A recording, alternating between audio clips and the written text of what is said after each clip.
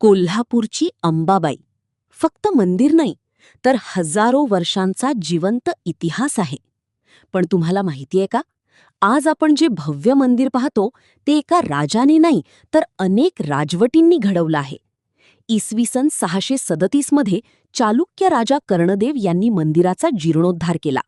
त्यानंतर शिलाहार राजांनी मंदिराची मुख्य उभारणी केली. 12व्या शतकात मंदिरावर कळस चढवला गेला आणि पुढे महाकाली, महासरस्वतीची मंदिरे जोडली गेली. आज दिसणारा भव्य सभामंडपही नंतरच्या काळात बांधण्यात आला. म्हणजे विचार करा, ज्या मंदिरात आपण दर्शन घेतो त्या प्रत्येक दगडामागे शेकडो वर्षांचा इतिहास दडलाय. म्हणूनच कोल्हापूरला म्हणतात दक्षिण काशी.